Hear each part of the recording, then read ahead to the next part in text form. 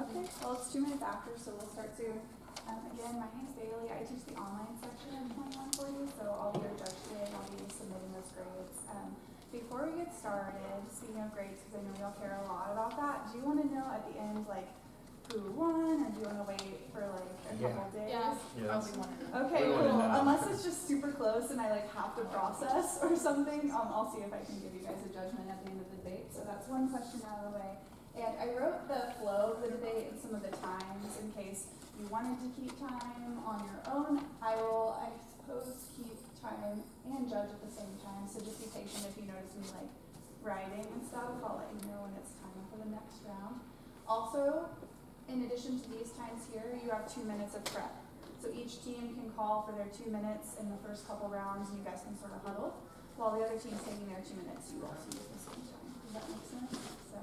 Yeah, when are we allowed to not use that? Did you use that in the first round? So I think it's the first 2 rounds you can use it, like before the second crossfire, and then the third and the fourth rounds. But if you guys want to use it in the third, I think that sounds okay too.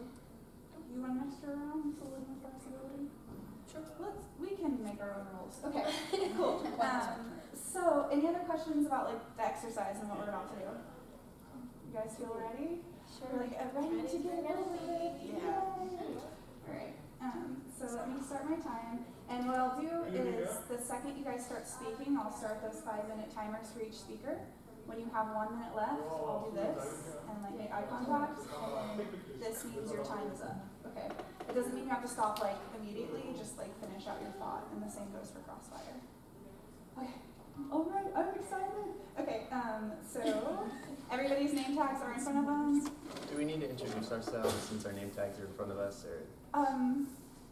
Not necessarily. Okay. Yeah, unless it just feels like more like formal to you. And will you all fold yours just so I can read them with my full eyeballs? Do you want us to be standing? That is however you feel comfortable. In the last round, people use the podium a little. Seated is fine. Just whatever works for your delivery I'm comfortable with. Awesome. Okay. All right. So who is first affirmative? Okay. Whenever you're ready, when you begin speaking, I'll start the 5 minutes. Okay. And you can have a second if you want. Just take some deep breaths. You needed to. The exhales are really important. Okay. My team and I are on the affirmative side of this debate. We are debating that the assault weapons ban of 2021 should be passed as a law. The assault weapons ban is a bill that was introduced by David Cicilline of the United States House of Representatives in February of 2021. The bill's intention is to completely ban the sale, transfer, manufacture, and importation of militarized assault weapons and high-capacity ammunition magazines, which have been used across the United States in several mass shootings. The term assault weapon is defined in many ways, but the bill defines it as a type of firearm that is designed to fire rapidly and accurately, often with a high-capacity magazine. Some people use this term to describe militarized weapons, such as the AR-15, while others use the term more broadly, associating it with any firearm that has the ability to fire multiple rounds quickly. It's also worth noting that the term assault weapon originates from the term assault rifle, which is a specific type of military firearm that is capable of automatic fire. Most firearms that are referred to as assault weapons are not capable of automatic fire, but are instead classified as semi-automatic firearms. To reference the bill once more, it defines assault weapons as any semi-automatic firearm that has the capacity to accept a detachable magazine, and includes any one of the following features: a pistol grip or forward grip, a barrel shroud, a threaded barrel, a folding or telescoping stock, a grenade launcher or rocket launcher, and a barrel that can accept a detachable suppressor or silencer. We can assume that these types of attachments are unnecessary for any practical use of a weapon. The bill has received support from some politicians and gun control advocates who argue that such weapons have no place in civilian hands and pose a threat to public safety. However, it has also faced oppositions from gun rights activists and other politicians who argue that such a ban would infringe on the Second Amendment rights of law-abiding citizens and would not effectively prevent gun violence. On that note, It's important to understand that incidents involving assault weapons are some of the deadliest mass shootings in the nation's history, including the Las Vegas shooting, which left 59 people dead, the Orlando, Florida nightclub shooting, which killed 50, and the Sandy Hook Elementary School shootings in Connecticut, which killed 28. Looking at these shootings, it's more than safe to assume that assault weapons are more than responsible for a majority of U.S. gun deaths. And by prohibiting these guns from distribution and possession, it would undoubtedly save lives. Speaking more on the possession of these assault weapons, if the bill passes, it would also prohibit the possession of assault weapons and high-capacity magazines that were lawfully acquired before the ban takes effect. Here are some of the other points that would help if the bill was passed. Addressing gun violence in general. Assault weapons are designed for military use, and there is no need for a civilian to have them. By banning them, the government can reduce the number of weapons that could be used for criminal purposes. Protecting law enforcement. Law enforcement officers are often targeted with assault weapons in the line of duty. By banning these weapons, the government can reduce the risk of law enforcement officers and other first responders being targeted. According to the National Law Enforcement Officers Memorial Fund, assault weapons are used in 14% of all law enforcement officer shooting incidents between 1998 and 2017. The same report found that officers were more likely to be killed or injured in shootings involving assault weapons than any other types of shootings. This statistic shows that when an assailant has the same or similar caliber to law enforcement, it puts them at a higher risk of injury or death. Limiting the scope of the ban. The assault weapons ban is narrowly focused on certain types of firearms and high-capacity magazines, allowing weapons for practical use to still be owned and operated. It would still allow for many types of firearms to be owned and used for hunting, sport, shooting, and self-defense. Public support. Polls consistently show that a majority of Americans support a ban on assault weapons. A Politico Morning Consult poll conducted in February 2021 found that 66% of registered voters supported an assault weapons ban.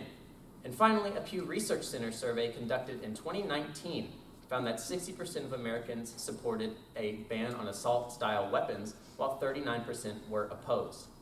These polls suggest that there is a significant level of public support for the assault weapons ban of 2021.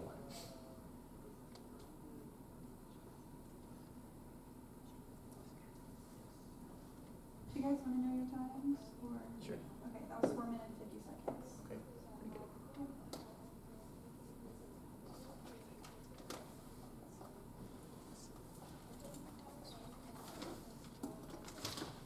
Am I good to start whenever? Yep.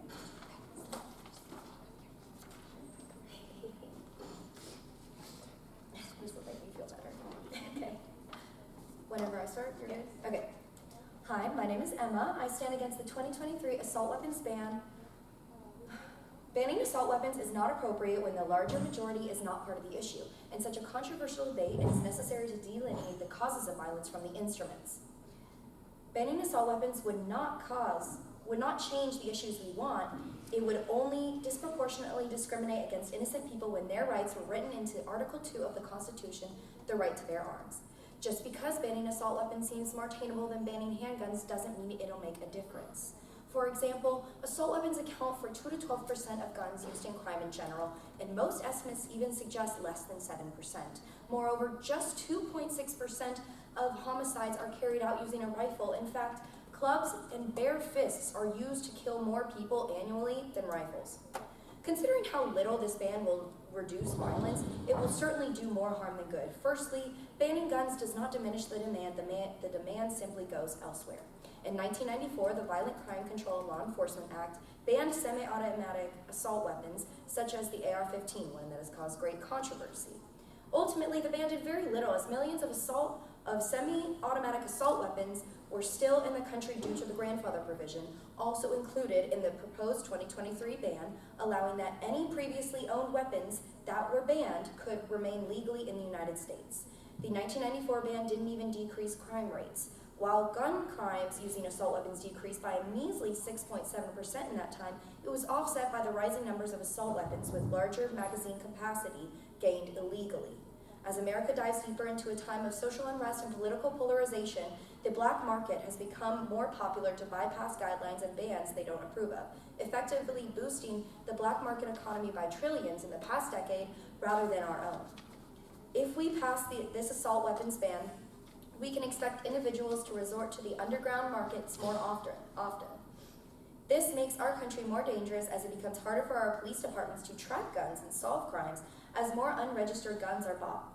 What is the point of the ban if we can't even bring justice to those who ignore it? On to my next point. Gun control legislation disproportionately affects Black America. In the United States, there is a systematic cycle established by our government systems that has made minority individuals more likely to incite violence due to redlining, the process of forcing minorities into certain neighborhoods that are underrepresented and given a lack of resources compared to their more privileged counterparts. Our government has over-policed these areas, leading to more incarceration and recidivism rates for minorities, especially the Black youth. There's a deep history of this, peaking in the middle to late 1960s. The Black Panther Party was a black activist group during the Civil Rights Movement. They called for equal rights as stated in the Constitution, specifically the right to bear arms under the Second Amendment. In response, the United States SWAT team became militarized for the first time in history with heavy weaponry and were sent into the Black Panthers headquarters.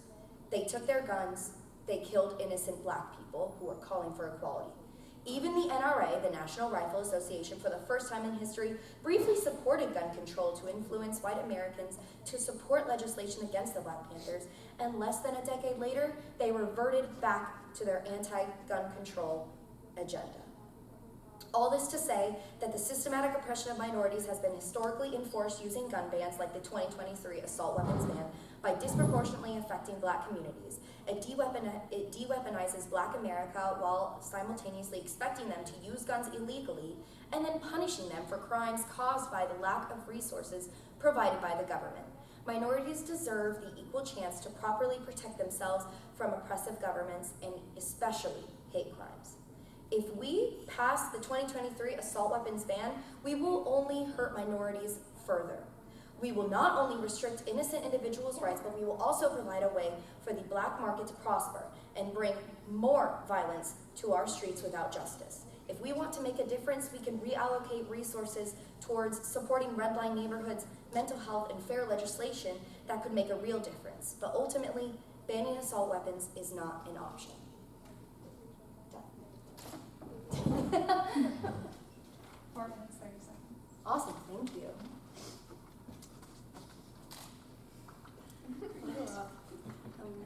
You guys ready for crossfire? Or? Sure. Okay, y'all have 2 minutes. I'll let you know when it's 1 minute, and then I'll say 30 seconds. When you get the time, you can finish your thought, but I'll have to cut you guys off. Okay, ready? 2 minutes starts now. Okay, so you seem heavily focused on the AR-15. Are you familiar with the M16? I am. You are? Okay, would you agree that fully automatic firearms are more dangerous than semi-automatic firearms like the AR-15? Sure.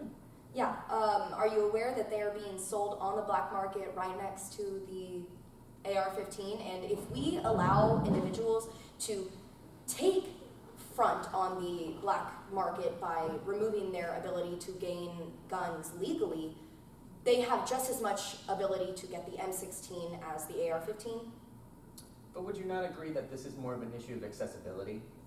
The accessibility is still there. It's on the black market, and it's very easy to find, especially, like I said, in neighborhoods where this is like so common. They make it so common by the lack of resources. What lack of resources are you talking about? Like less education leads to less high-paying jobs. They aren't able to pay for better education, like higher education, like the one that we are so lucky to have now. And then they can't. And then they have to use other ways to either protect themselves using guns, or because they live in dangerous neighborhoods, or, you know, simply be able to make a better life for themselves and their families. So your argument is more on the people that are using it than the accessibility of the guns? No, it's on both. On I both. am concerned about the health of our citizens, as I'm sure you are, Absolutely. talking about mass shootings. Mm-hmm. I'm just saying that black people and other minorities deserve the equal opportunity to protect themselves, no matter what, as given by the Second Amendment, which the Black Panthers fought so hard for. Sure. In your argument, you said that there would be no change in gun violence, little to no change in gun violence by this bill passing. A measly 6.7% as seen by the 1994 Gun Control Act. Sure. And you also stated, hold on, I'm thinking about it. Time, Okay. sorry. No, you're fine. Okay. We have that 3-minute one, don't worry. Yeah. Grand crossfire. Okay, so we are moving into round 2, and just a reminder, you guys both have a 2-minute, huddle you can take at any time. Does anyone want to do that now, or you guys want to wait until a little bit later? Feeling good?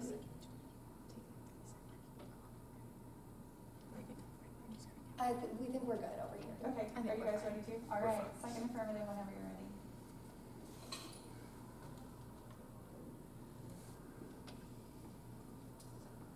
One of the main arguments that are made by the negative side targets the Second Amendment. What is most important when understanding this amendment is the context. Tensions were high for Americans after winning the Revolution, so in these amendments it was important that the people would feel secure with what was written in the Constitution. The Second Amendment, as written in the Constitution, states, "A well-regulated militia being necessary to the security of a free state, the right of the people to keep and bear arms shall not be infringed." It is most important to make note of the word militia, which is described in the dictionary as a military force that is raised from the civil population to supplement a regular army in an emergency. The events that led to the Revolution led to the colonies having to defend their rights that was deserved to them. So in writing this amendment, they kept this in mind and wanted to make sure that the people could form a militia in the event that the new government overstepped their boundaries and they needed to defend themselves once again. This amendment placed a focus on the idea of the people forming a militia, not necessarily an individual's right to carry multiple weapons. And according to the news article The Conversation, this is how the courts had viewed it up until 2008. I also want to point out that this assault weapons ban does not seek to take away all guns, but only the ones that can cause mass destruction. So only until very recently did the courts start viewing the Second Amendment as an individual's right to keep and bear arms. I also want to target what we previously talked about, this being how assault weapons may not be the most common weapons for mass shootings, but they are cause of the deadliest ones. As we have already stated, the shooting from the Mandalay Bay Hotel in Las Vegas was a very deadly shooting that left 59 people dead. In the shooter's room in the Mandalay Bay Hotel, they found excess amounts of assault weapons. Some, just to state, are the Colt M4 carbine AR-15 with a 100-round magazine, a Noveske N4 AR-15, which had a 40-round magazine, and a LWRC M61C AR-15, which also had a 100-round magazine, and many more, among another dozen weapons and another 25 or so found back in his home, in both of his homes combined, them not being a collector's item, but collected to kill. As stated already that the assault weapons are part of some of the deadliest shootings, this is large in part due to the fact that the wounds are harder to recover from in comparison to a pistol.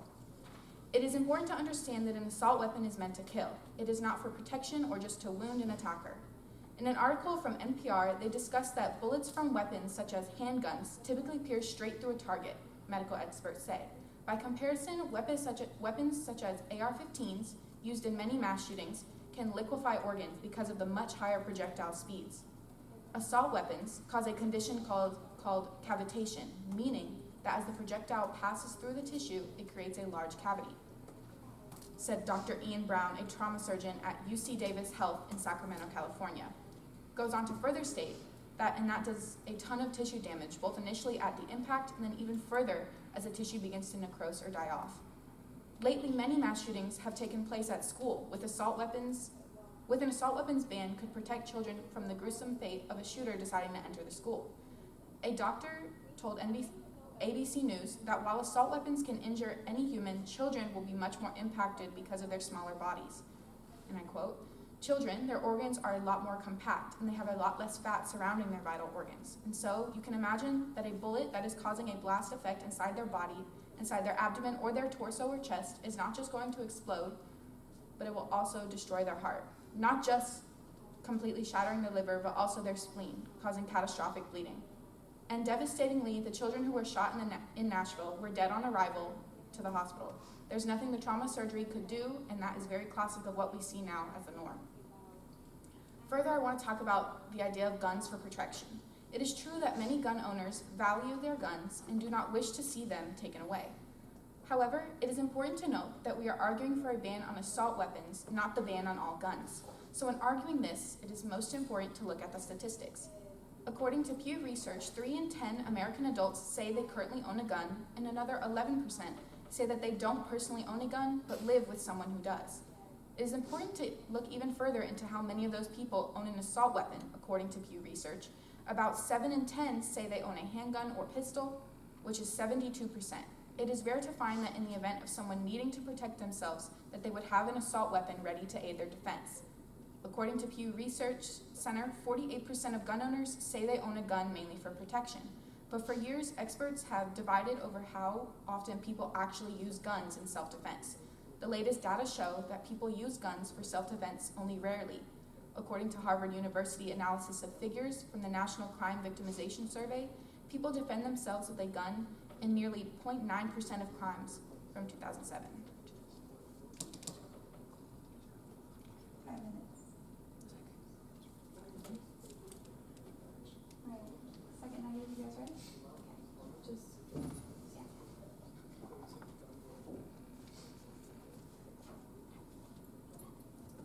I'm ready. Okay. My name is Hannah, and I stand against the 2023 assault weapons ban. Guns are inanimate objects that do not have the ability to act on their own. It is only when a person decides to pick up a gun and use it in a violent manner that harm can be inflicted. The gun is merely a tool that can be used for good or bad purposes depending on the intentions of the person wielding it. There are many other factors that contribute to gun violence, including poverty, mental illness, and minority groups. Going to our first point, mental illness. Ultimately, the relationship between mental illness and gun violence is complex and multifaceted. It requires a comprehensive and nuanced approach to address. This may include efforts to increase access to mental health care and address underlying social and economic factors that contribute to gun violence. However, even though the relationship between mental illness and gun violence is complex, in 2020, over 54% of suicides in the United States have been caused by guns. 43% of murders in the United States have been caused by guns, as said on Pew Research Center. Mental illness is a huge struggle, and we need to do a lot where we can provide services for people who need it. We're not saying that every person who is clinically diagnosed with mental illness needs to have their gun rights taken away, but we need to have more precautions and more restrictions that will make sure guns are in the hands of people who may not be at risk. How can we fix our mental health care? We can increase it by increased funding. We can do expanding access to care. More than 1/5 of U.S. adults experienced mental illness in 2020, which is nearly 53 million people. And 5.6% of U.S. adults had serious mental illnesses in 2020, which is more than 14 million people. On to our second point, which is minorities. The vast majority of gun owners are law-abiding citizens who use their firearms, for example, for self-defense. Self-defense helps with minority groups that are affected by hate crimes or in high-crime areas. They should not be punished for the actions of small minorities of individuals who use guns to commit crimes such as mass shootings. Most community gun violence is highly concentrated within impoverished neighborhoods. As a result, whole neighborhoods composed of predominantly Black and Hispanic Latino residents are exposed to impacted by adverse health effects of gun violence. The neighborhoods disproportionately affected by community gun violence are the same neighborhoods impacted by systematic social and economic inequities that can be traced to racism, segregation, and current discrimination policies, like redlining, mass incarceration, and under-resourced public services. As a result, young Black and Hispanic Latino Americans, particularly males, are disproportionately impacted by gun violence. Black Americans are more than 10 times likely to be murdered by a firearm than their white counterparts. Over the past decade, 71,994 Black Americans died by firearm homicide. Most of these victims were males, which young males ages 15 to 34 make up 2% of the U.S. population, but account for 37% of all firearm homicide victims. Gun violence is the leading cause of death for black males ages 15 to 34. 63% of hate crimes are motivated by racism, especially toward Black Americans. Social and economic inequalities are often at the root cause of the community gun violence. Because of social and economic inequalities, it is important to understand that people who live in those conditions need to be able to protect themselves. We can't eliminate racism, but we can at least give minorities an equal opportunity compared to their more privileged counterparts. Most mass shootings from the years 1982 to 2023 were barely used by assault weapons. The most popular weapon used for mass shootings were from handguns. Just from those years, only 59 of those incidents were used from assault weapons, and over 111 of those incidents were used from handguns. Even though we can see that guns were the issue, many of them were not from assault weapons. Therefore, banning assault weapons will not make a difference in protecting our minorities. The FBI's supplementary homicide reports show that 50% of all murders in 1993 were committed with handguns, 3% with rifles, and 5% with shotguns, and 5% with firearms, where the type was unknown. Handguns are the most used tool in gun violence. A study was done where criminals admitted that they favored using handguns because they were more concealable. Therefore, the 2023 assault weapons ban will not make a difference in protecting minorities. If America really wanted to make a difference, we could ban handguns, but we all know that won't happen. If owning assault weapons can help minorities feel safer from general crime and even hate crime in their under-resourced neighborhoods, then who are we to take it away from them? Simply banning guns for the problem of gun violence ignores these underlying issues and does not address the root cause of the problem. We can help reduce the incidence of gun violence and ensure that guns are used safely and responsibly by law-abiding citizens. More gun ownership does not mean that there will be more deaths. 4 minutes and 30 seconds. Can we take it on 2 minutes? Yes. So, all of a sudden, this is, but then what, like, how would the ban harm mental health? Those weapons, these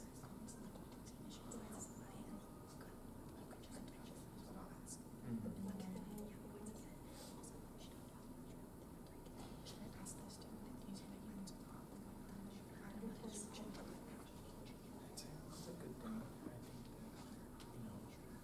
limiting the options that weapons are easy to it. Maybe it'd be important to reiterate that militarized weapons are designed to kill people.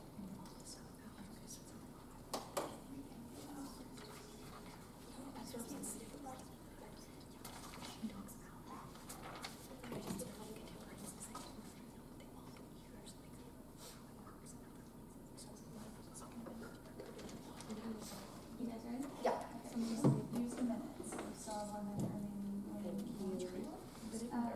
You guys ready for crossfire, or you want to use more time?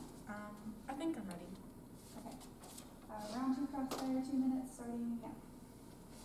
So you bring up the Second Amendment, but the Second Amendment refers to self-protection from oppressive government, which is still the case for minorities. So like people that are Black Americans, Hispanic, Latino Americans, Muslims, whatever it could be, people that are under minorities, they still need protection because they receive the most hate crimes. So that's where the Second Amendment does come in place and can protect them in ways where they need self-defense. While that is what we targeted for the Second Amendment, the goal is not to give weapons to people to aid them to protect. Yeah, so you would agree that like mental illness could be like a big factor, and because we talk about how we want to restrict our guns and give it to law-abiding citizens, which is our main argument, one of our main arguments, where we want to give it to law-abiding citizens. So that's where we want to look into like expanding access to mental health care, increasing the funding, where people can get help, and then it could be in the right hands, where we can all have guns in the right hands, people that can actually like use a gun in a proper manner and not go up to like public places and just cause mass shootings. Yes, and I think we can completely agree that mental health reform is needed, but what we are discussing is the ban. So I guess what I'm asking is, how would the passing of this ban harm mental health? Because what you are arguing is, how would life be worse if this bill passed? So how would this ban harm mental health, if that's what you're discussing? Well, so if we have the ban get in place, people will still just have access to the guns, and mental health care wouldn't even be looked at because the ban just happened. So then that's where the black market gets funded, because people will get guns, and then they will be able to still cause those crimes, but yet mental health care will never be solved. So even if the ban does go through, it'll still be a problem. And if we go and look at other places like Switzerland, for example, Switzerland is a very heavily armed country, and they have had 0 mass shootings. Their last mass shooting was in 2001. Okay, good job, guys.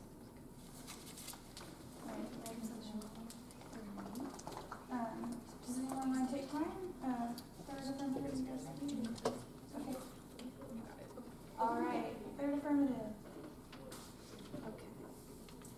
As of 2020, there were about 20 million AR-15 style weapons in the country, according to the National Shooting Sports Foundation, a trade association. Firearm manufacturers have seen revenue surge, taking in about $1 billion from the sale of AR-15 style weapons in the past decade. Gun advocates insist that the AR-15 is protected by the Second Amendment, though this is false. Neither the law nor the Second Amendment prevents Congress from banning such weapons. The obstacle is not just public opinion. Polls show that far more people support such a ban than oppose it. But failure of political will before a powerful gun lobby and donors, a polarized Congress, and a divided and fearful nation enthralled to the cult of the Second Amendment. Here's a list of essential cons to consider when evaluating the Second Amendment of the United States. Number 1, it does not provide for the safe usage and implementation of a gun in society. Although the Second Amendment does allow for the private ownership of guns according to the current interpretation offered by the Supreme Court, it does not contain provisions that require the safe use of this tool. That level of implementation is left to the states, which means there's a patchwork series of laws that gun owners must follow to stay in compliance. Number 2, there is no guarantee that a good guy with a gun is going to be around. With less than 5% of the world's population, the United States holds nearly 50% of the world's privately owned guns, as well as makes up nearly a third of the world's mass shooting. Assault weapons with large capacity magazines have become the weapon of choice for assailants seeking to participate in mass casualty attacks for a reason. These uniquely dangerous firearms are equipped with features that facilitate mass shootings and must be regulated accordingly. Perpetrators of many of the deadliest shootings in modern American history, including Las Vegas, Orlando, Sandy Hook Elementary School, Sutherland Springs, El Paso, Robb Elementary School, Marjorie Stoneman Douglas High School, Aurora, and Dayton used assault weapons equipped with large capacity magazines. These unusually dangerous weapons also expose law enforcement officers to heightened risk from gunmen wielding increasingly high-powered combat-grade weapons on civilian streets. Number 3, we already know that the current gun control laws don't work. According to the reporting from the New York Times, only 8 states have laws which provide an explicit mechanism so that people who are suspected of owning guns in violation of their prohibitions are required to hand them over. Some of these laws allow but do not require the police to seek a court order for confiscation. Number 4, the Second Amendment increases the cost of law enforcement. Open carry laws for gun ownership, because of the Second Amendment, create a phobia about this tool that increases the amount of resources that law enforcement must receive each year. 40% of Americans already say that one of their biggest fears is that they will end up being the victim of a mass shooting. According to a new survey on stress and mass shootings by the American Psychological Association, it's clear that mass shootings are taking a toll on our mental health, and we should be particularly concerned that they are affecting the way many of us are living our daily lives, said Arthur C. Evans, Jr., PhD, APA's Chief Executive Officer. The more these events happen in places where people can see themselves frequently, the greater the mental health impact will be. We don't have to experience these events directly for them to affect us. Simply hearing about them can have an emotional impact, and this can have negative repercussions for our mental and physical health. Firearms are already the second leading cause of death of American children and teens. Women are 21 more times likely to be killed with a gun in the United States than they are in other high-income countries. Because there are so many guns on the streets, even if they are owned by a minority of the population, the resources dedicated to law enforcement activities are that much higher. Even a slight reduction in this cost could be directed towards something more useful, like free firearm education programs. Number 5, the Second Amendment does not exclude specific actions, behaviors, or choices. The Second Amendment would be arguably more powerful if it created specific restrictions to ownership based on high-risk behaviors. Several demographics, including teens with a history of violence, can still purchase firearms despite their history of choices. Even people convicted of a gun crime can still buy more of them if they are not convicted of a felony, and their misdemeanor sentence is less than 2 years in some states. A reporter from 7 Days in Vermont put that to test when he purchased an AR-15 semi-automatic rifle just 39 hours after a similar weapon was used to massacre 49 people in Orlando. Vermont is, in quote, home to the nation's most permissive gun laws, reporter Paul Heinz explained, saying all he had to do was Google AR-15 Vermont, get in touch with the seller, and a few emails later, they had arranged to exchange the weapon in a parking lot. No ID, background check, license, or weight required. Can finish the thought if you'd like. After paying the seller $500, Hines walked away with the weapon, which he took to the police. Burlington Police Chief Brandon Del Pozo confirmed the exchange was completely legal in Vermont.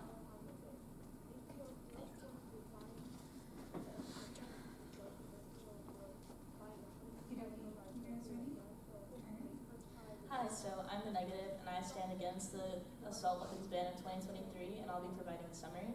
So let me start with the definition of apparatus. So an apparatus is a specific instrument used for a specific purpose.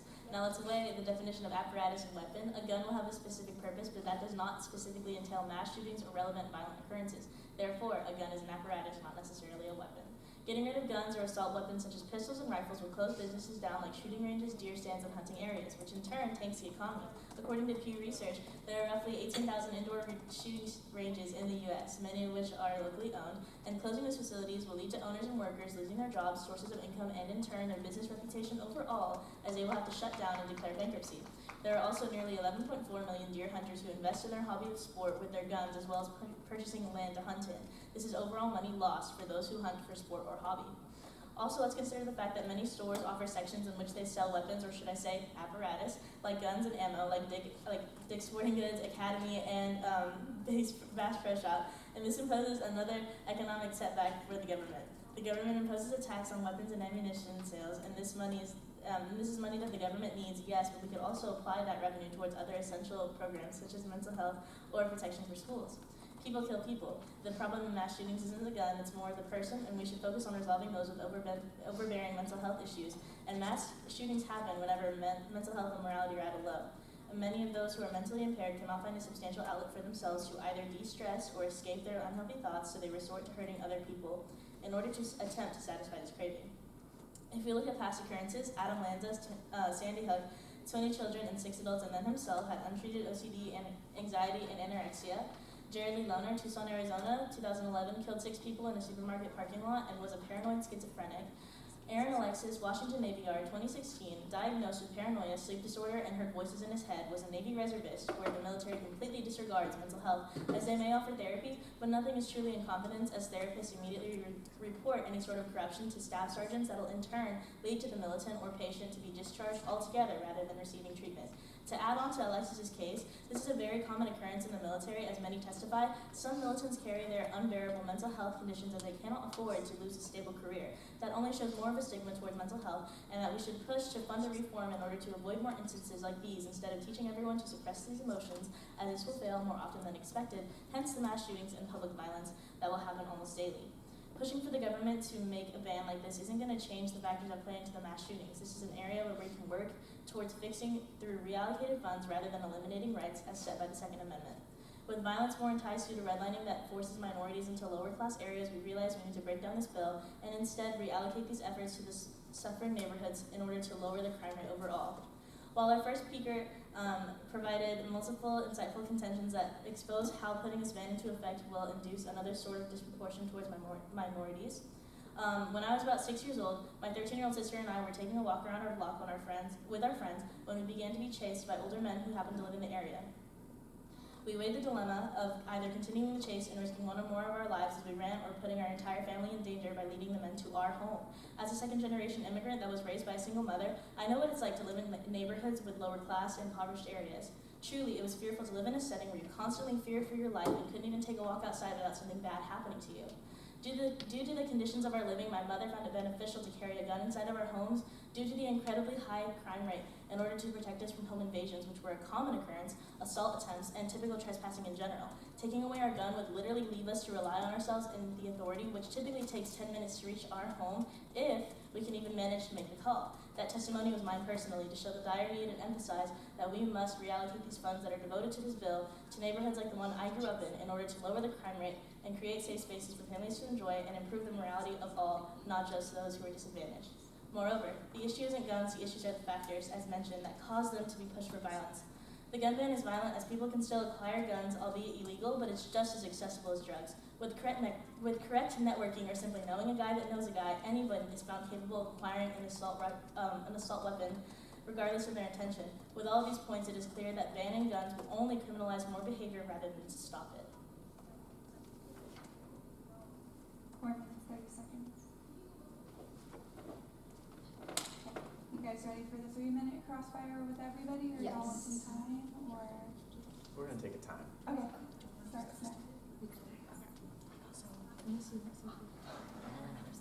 it's just 'cause it's like the last.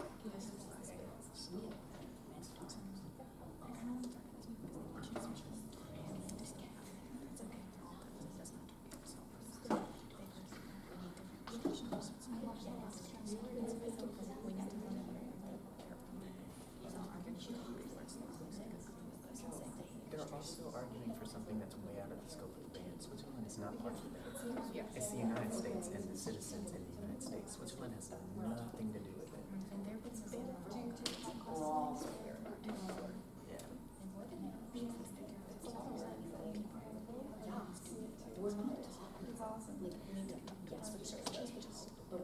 They're taking more of a stance on, they think that the bill is more all firearms. They're talking about minority groups. They can defend themselves without the use of assault weapons. I mean, that has nothing to do with it. Because this is a ban on assault weapons.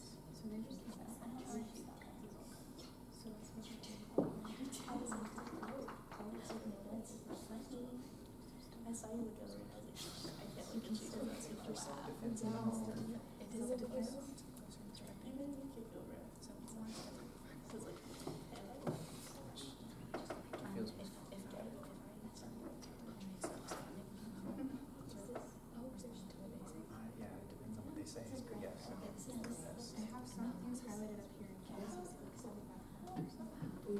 Well, that's dumb because I already mentioned that you can still hunt the guns that are out of the scope of the ban anyways.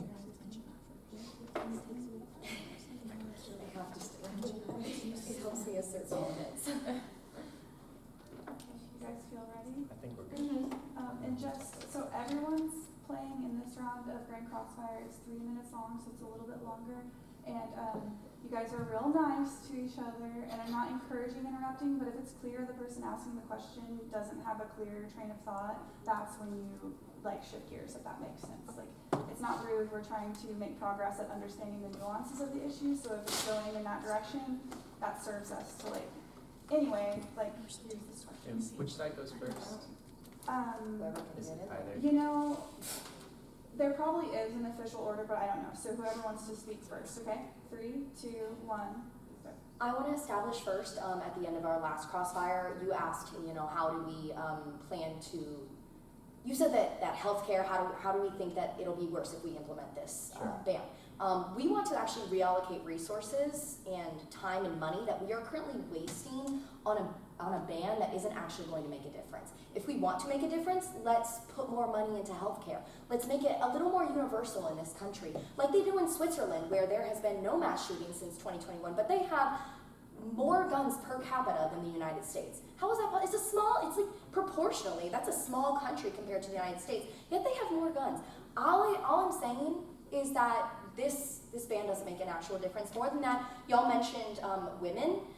Women are being abused, domestically abused with handguns, not assault weapons. Handguns, bare fists in clubs, are going to be used more often than assault weapons. So that argument doesn't really hold up in terms of the 2023 assault weapons ban. It doesn't really make a difference, unfortunately, and of course we do want our women to be protected, but that isn't part of the problem, assault weapons. And you did mention that AR-15s are extremely easily acquirable. That isn't going to change as long as we ban them. That's only going to make it easier for people to go somewhere else and find it. If we wanted to, we could put more restrictions, but that's not what this is about. This is about a ban. I want to talk about how the fact that you mentioned Switzerland. Switzerland is a completely different country from America in the way that it functions and the way that it works. And Yes, that's a ban. universal healthcare. And that's a ban on all guns. Of course, I already argued before that Mhm. mental health care is necessary and You did. should be added, but we're talking about this ban specifically, and Switzerland is a ban on, they have restrictions on all guns, so you're almost arguing that for the point that we need more restrictions. which Yes, is but what not a this ban. is. They have more restrictions on criminals who have misused gun use. That is an exact example of what we could do. We could take it away from domestic abusers. We could take it away from criminals who have had too many, whatever. Domestic violence is my biggest point on that. But yeah, we could add restrictions, but it's not going to make a difference in terms of assault weapons. They're still going to be available even if we have the ban, which we have seen from the 1994 assault weapons ban. The black market only made it easier. How much time do we have left? 30 seconds. Do you guys have anything you want to say? And just going off of Switzerland, yes, it is a different country from us, obviously, but like the reason why we added Switzerland was because it has what we can be like. Like we could almost be like them and we can all still be heavily armed and we can have no more mass shootings. But the thing is, gun violence will never end. It will never happen. But the thing is, we can add restrictions and we can make it less. But gun violence is just never going to end. And that's just honestly the hard truth about it. It's never going to end. Time. Round 4. You guys ready? 1 second.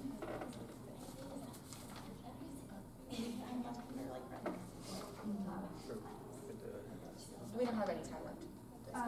No. Okay. Just It's fine. We'll make something. Okay. To reiterate, militarized assault weapons are not practical in any situation. As previously stated, they are responsible for some of the nation's most deadly mass shootings. This is more of an issue with moderation. It may be true that handguns are less lethal. However, weapons created with the intention of killing, like these militarized assault weapons, are impractical and are considered excessive force. Why would you give people weapons that are created for killing? And why would you allow weapons used for faster killings of adults and children in many cases, with the previously stated liquefying organs argument, to use and kill at a much faster rate than they would with a handgun? And to reiterate again, the bill prevents these assault weapons, but still allows for of practical use, such as hunting, sport, shooting, and self-defense, to be sold, owned, and distributed to the United States population, which is something you mentioned. Again, the bill has received support from some politicians and gun control advocates who argue that such weapons have no place in civilian hands and pose a threat to public safety. Supporters believe that it could have several positive effects, including reducing the number of mass shootings. Proponents argue that the ban would limit access to high-capacity magazines and assault-style weapons, which are often used in mass shootings. By making these weapons and accessories more difficult to obtain, the bill could potentially reduce the number of mass shootings and casualties, reducing gun violence. The bill's supporters also argue that by limiting access to certain types of firearms, it would reduce gun violence in general. They believe that it would be harder for individuals to obtain weapons that are specifically designed for military use, making it more difficult for them to carry out violent crimes. Increased public safety. Military-style features on firearms are designed to make the weapons more deadly and easier to use in combat, but they serve no practical purpose for civilians. By removing these weapons from the public domain, it could help to increase public safety. However, it has also faced opposition from gun rights activists and other politicians who argue that such a ban would infringe on the Second Amendment rights of law-abiding citizens and would not effectively prevent gun violence. But this isn't completely true. The Supreme Court has held that the Second Amendment protects an individual's right to keep and bear arms for lawful purposes, such as self-defense in the home. However, the court has also recognized that the government has the authority to regulate the ownership and use of firearms in certain ways, such as prohibiting felons and the mentally ill, as you mentioned, from possessing firearms, or by regulating the sale and transfer of firearms. Supporters of the ban argue that these types of firearms and accessories, as mentioned by the previously stated polls, are not necessary for self-defense or other lawful purposes that are often used in mass shootings or other acts of gun violence. Proponents of the bill argue that it does not ban all firearms or infringe on the rights of law-abiding citizens to own firearms for self-defense or other lawful purposes. Instead, it seeks to regulate certain types of firearms and accessories that are particularly lethal and dangerous, while still allowing individuals to own and use firearms for lawful purposes. There would be a decrease in the amount of mass shootings and, in turn, a decrease in gun-related deaths. While the bill cannot completely stop gun violence from occurring, as you mentioned, it focuses on the prevention and therefore the moderation of these deaths.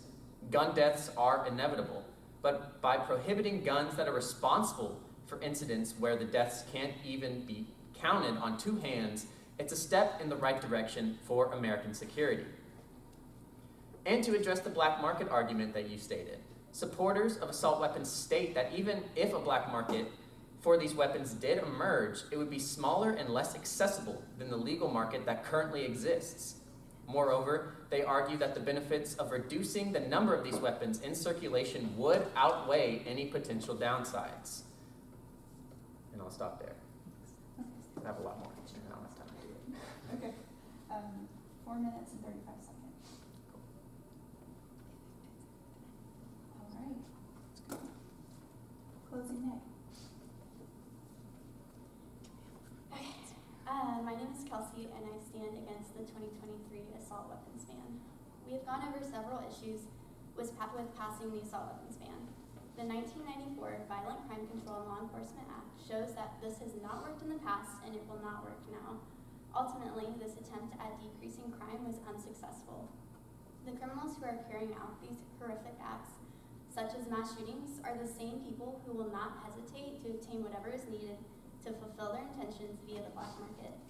Since there are so many assault rifles in circulation, it would be easy to obtain these illegally. This in turn makes these weapons harder for law enforcement to track.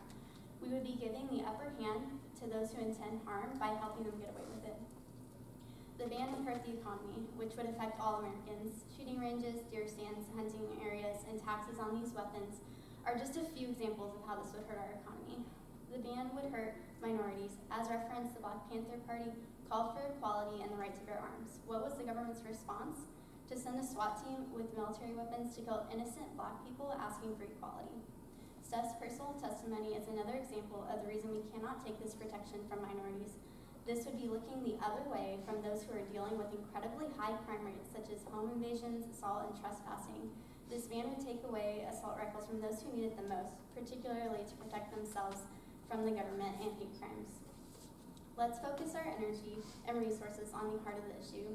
Those committing these crimes are not getting access to the mental health they need, which would help prevent these tragedies. As referenced, Atalanta is just one shooter of many examples of untreated mental health conditions. These examples show the great need for a focus on emotional well-being in this country. And minorities need the chance to defend themselves, as many are forced to live in unsafe areas due to poverty. We should be giving resources for them to eclipse poverty.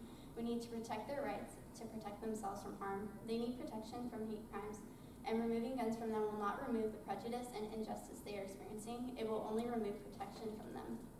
Both sides of this argument can recognize that school shootings are a major issue we are facing in America today, and something needs to be done about it. So let's address this appropriately by working on the real issues causing these shootings. Let's use our resources on mental health and higher security for our schools.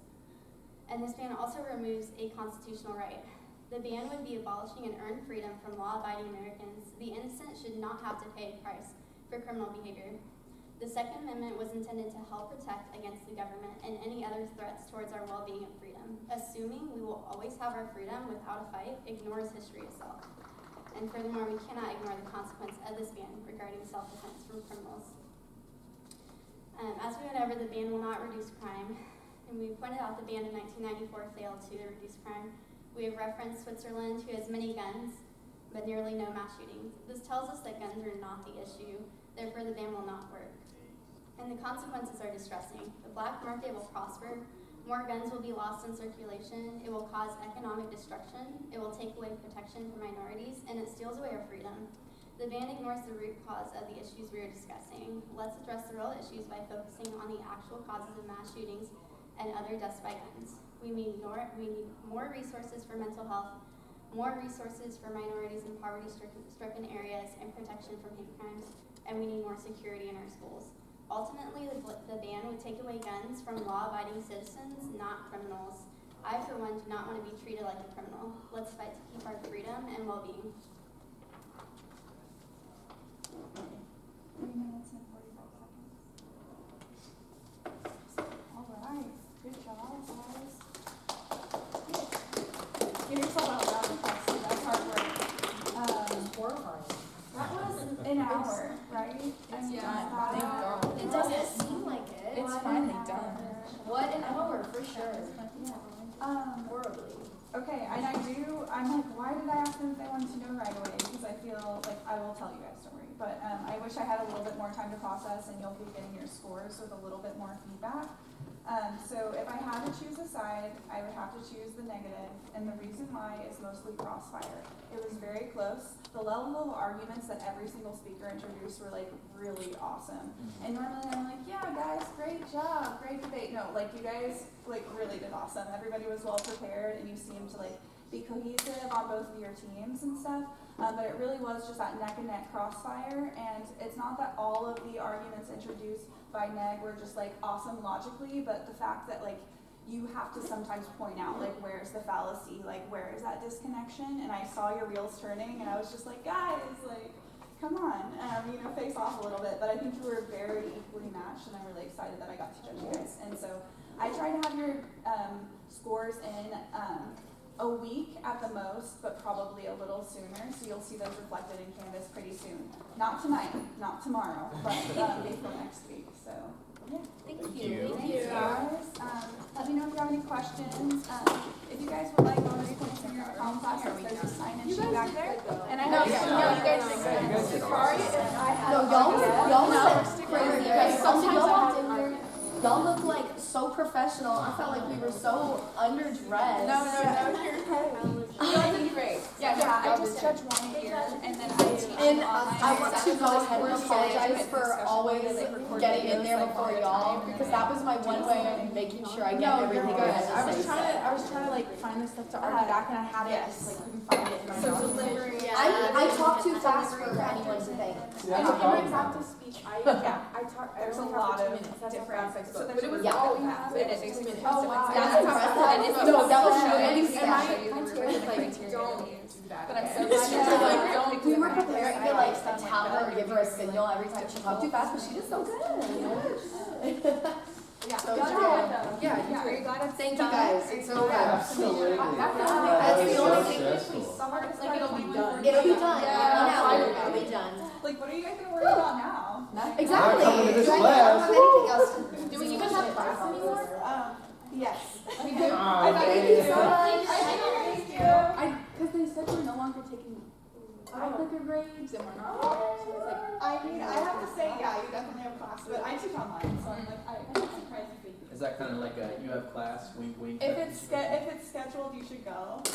But yeah, I don't know what your schedule looks like, so I do not advise either way. But you're adults. Check out the point value system and what's scheduled, and also instructors are tricky sometimes, and they'll be like, hey, bonus point. well, thank you. Bye guys. Have a good day. Good job.